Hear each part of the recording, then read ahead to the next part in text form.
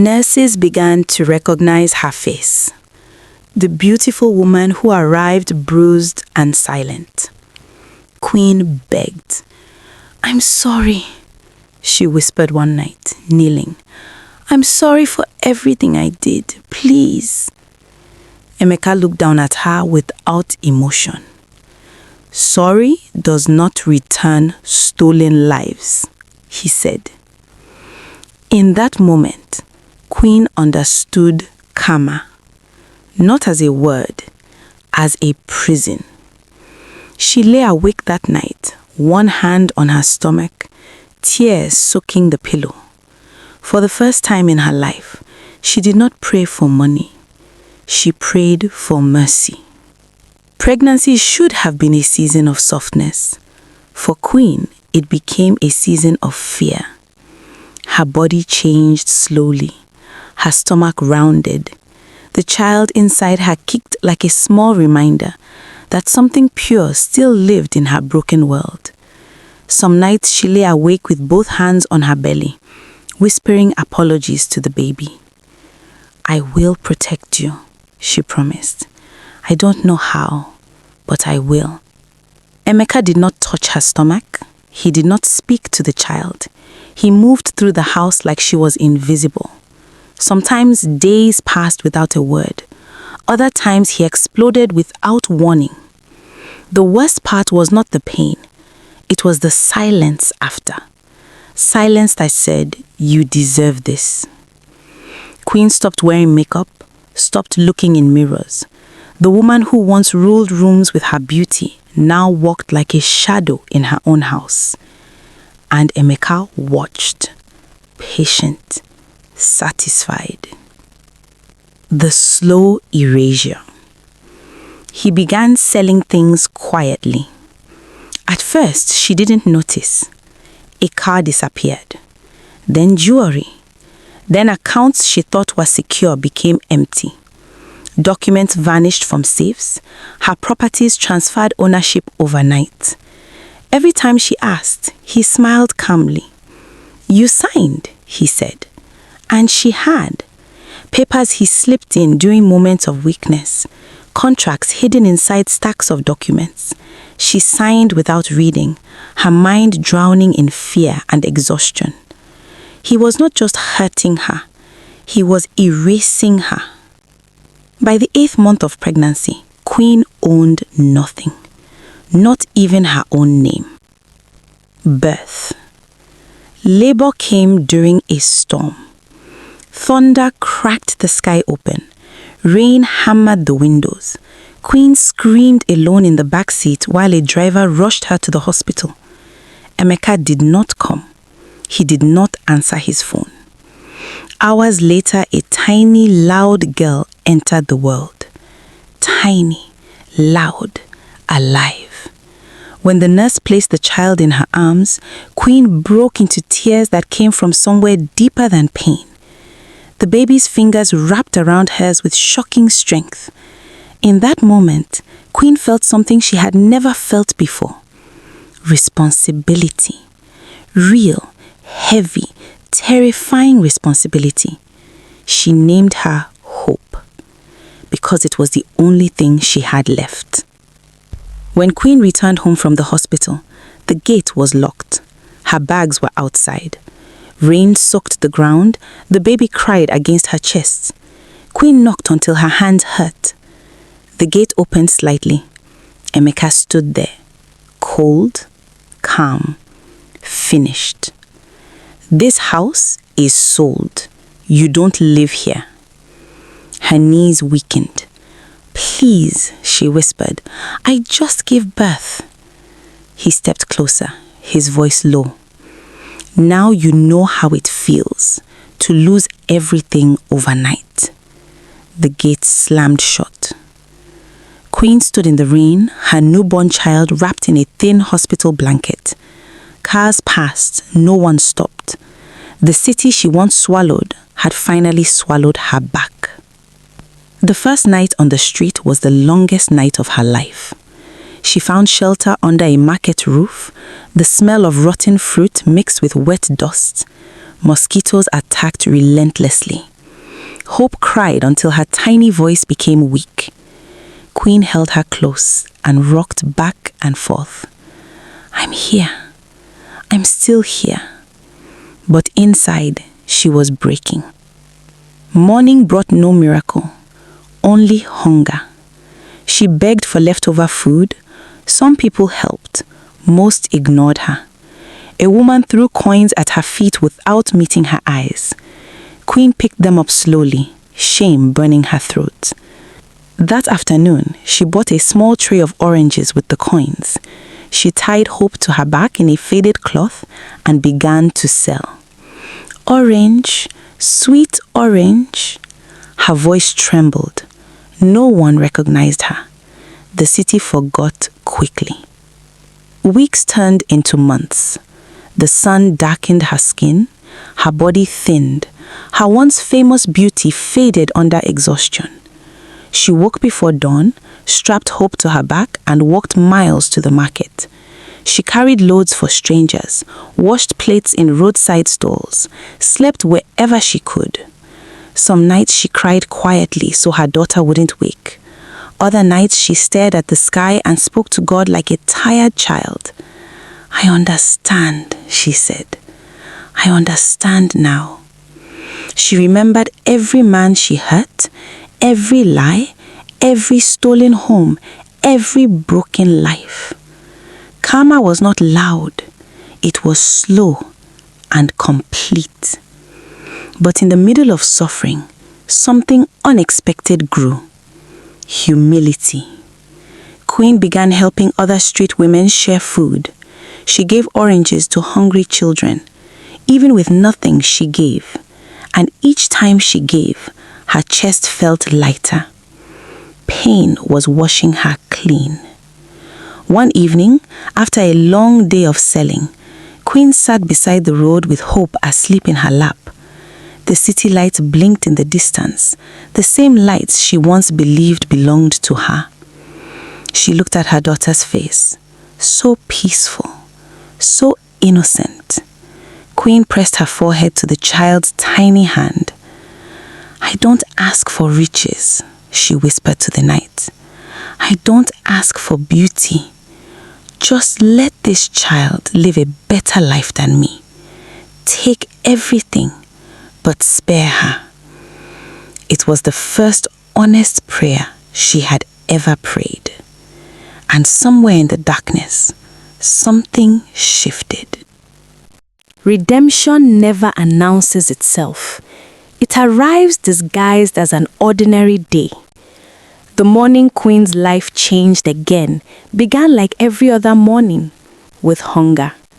Hope woke crying before sunrise. Queen had only one orange left from the previous day. She squeezed a little juice into the baby's mouth and whispered apologies. I will sell early today, she promised. We will eat, my child. The market was already alive when she arrived. Women shouted prices, buses coughed smoke. The air smelled of pepper, sweat, and fried oil. Queen arranged her small tray and began her call. Orange! Sweet orange! Her voice was tired, but steady. Hours passed slowly. The sun climbed higher. Heat pressed down like punishment. Sales were poor. By afternoon, Queen had barely earned enough to buy food. Hope slept weakly on her back. Queen closed her eyes and breathed. Just one more day, she told herself. Survive one more day. That was when she heard the scream. A woman in expensive clothes staggered through the market crowd. Her heels snapped against the pavement. Her eyes rolled back. Then she fell hard to the ground. People gathered instantly, but no one touched her. She's rich, someone whispered. Don't get involved. Queen pushed through the circle without thinking. She knelt beside the woman. Her skin was hot, her breathing shallow. She needs a clinic, Queen shouted. The crowd hesitated. Queen lifted the woman with surprising strength, hope still tied to her back. A young boy helped flag down a taxi. The driver protested until Queen threw her day's earnings at him. "Drive!" The clinic was small and crowded. Nurses rushed the woman inside. Queen stood in the hallway, sweating, heart racing. She almost left.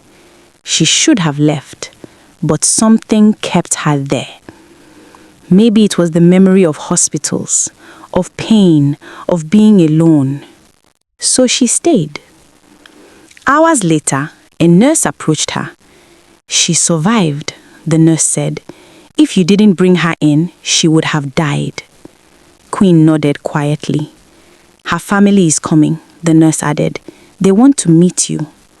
Queen shook her head quickly. "No need. I have to go." But it was too late. A group of well-dressed people rushed in. At the center was a woman with sharp eyes and silver hair. Authority followed her like perfume. She looked at Queen and froze. "You carried her?" the woman asked. Queen nodded. The older woman stepped closer, studying her face, her torn clothes, the baby on her back. "What is your name?" Queen whispered. "Queen." The older woman's expression softened. "I am Mrs. Bello," she said. "That woman you saved is my daughter." Queen looked down. "I'm glad she's alive." Mrs. Bello did not move. She kept staring. "You have nothing," she said gently. It wasn't an insult. It was a statement. Queen swallowed. "I have my child." Mrs. Bello smiled faintly.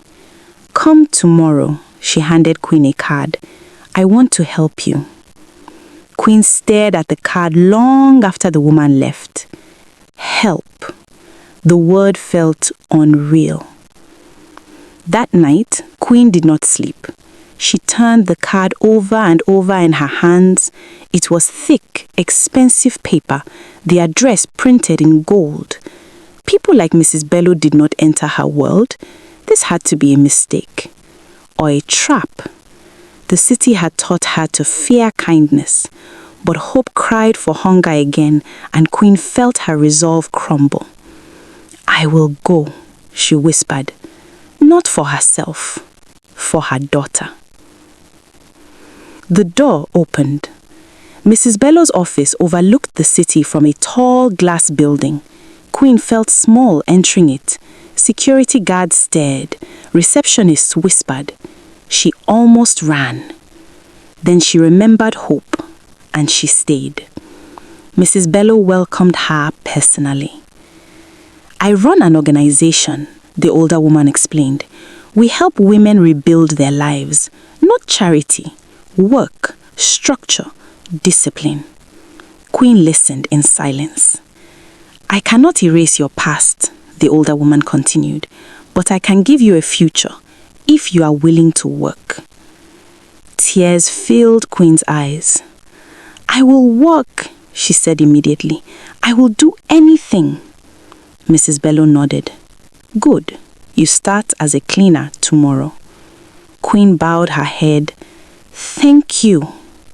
It was the first time she said those words and meant them with all her heart. The work was hard. Queen scrubbed floors, washed toilets, carried heavy buckets. Some women mocked her, others ignored her, but she never complained. Every evening, she returned to the small shelter provided by the organization and held Hope close. "We are climbing," she whispered. "Slowly, but we are climbing." Weeks became months. Mrs. Bello watched quietly. She noticed Queen's discipline, her honesty, her refusal to steal even small things left unattended. The woman who once stole fortunes now guarded pencils like treasures.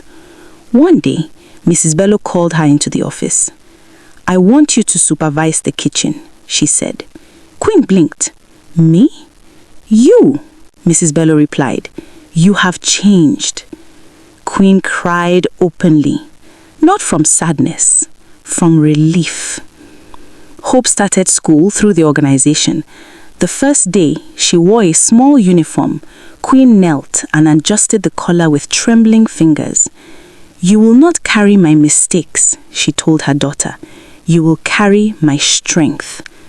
The child smiled without understanding, but Queen understood.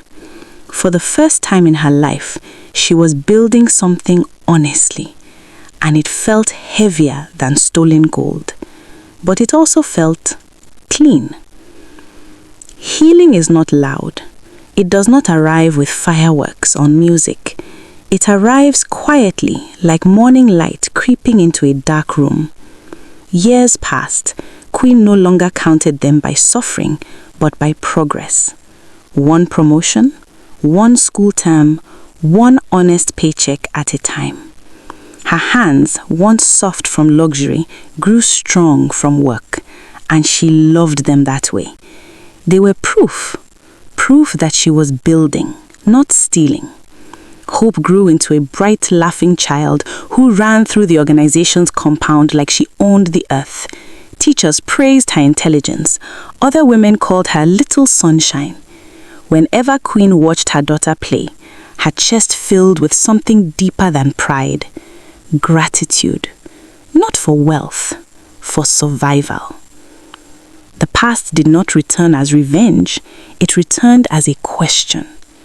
One afternoon, a black car pulled into the organization's compound. Expensive, silent, out of place. Queen was supervising the kitchen when a worker came running. "Someone is asking for you." Her stomach tightened. No one from her old life knew where she was, or so she thought. She stepped outside slowly. The man standing beside the car looked older, thinner, but she recognized him immediately. Mr. Enoch. Her breath caught in her throat. Memories crashed into her. The mansion, the documents, the hospital bed she left him in. Shame burned her skin. She wanted to run, but she didn't.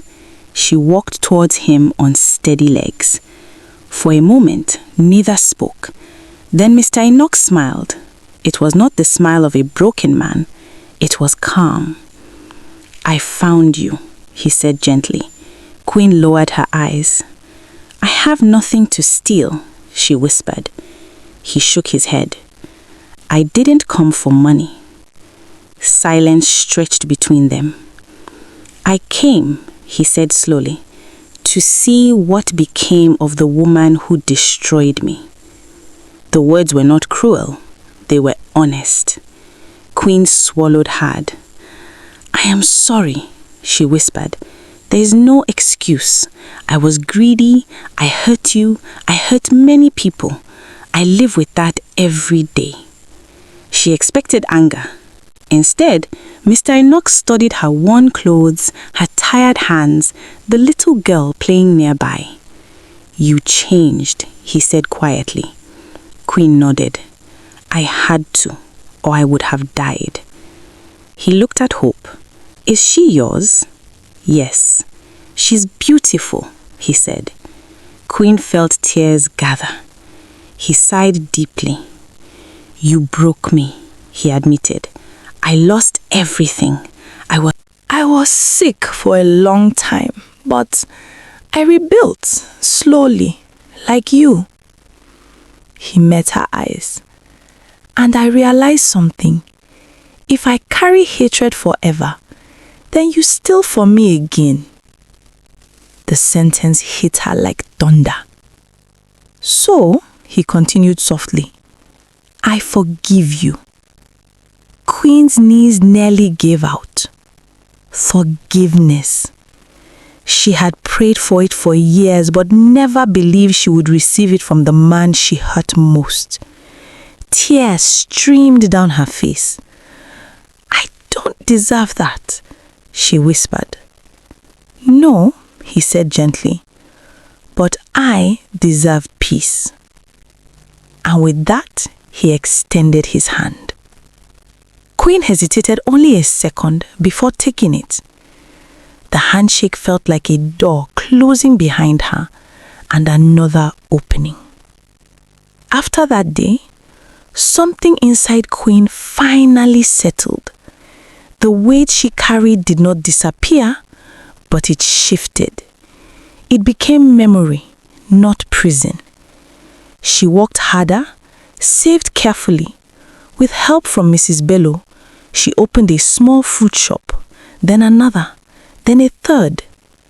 Not stolen wealth, and wealth. Each shop carried the same name, Hope Fruits.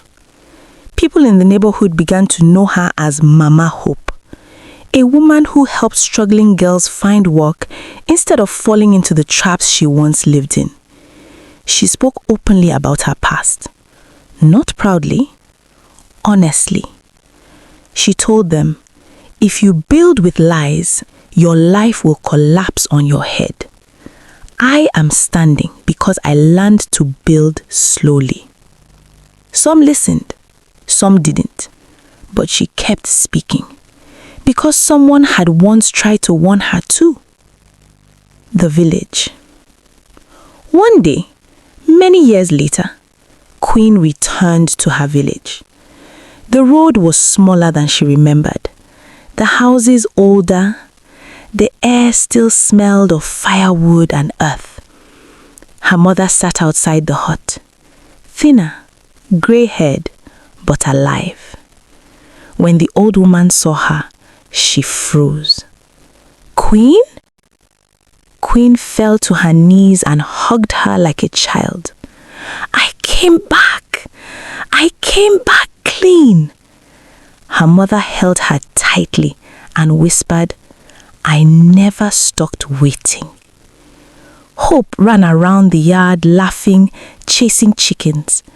The old woman watched her and smiled through tears. This is your future, her mother said softly. You survived for her. Queen nodded. Yes, she whispered, and for myself. That night, Queen lay under the same sky she once stared at as a restless girl. The stars looked smaller now, or maybe she had grown. She thought about Lagos, about the men she hurt, about the woman she became. She did not hate her past anymore. She understood it. Pain had carved her into someone new. Not perfect, but honest.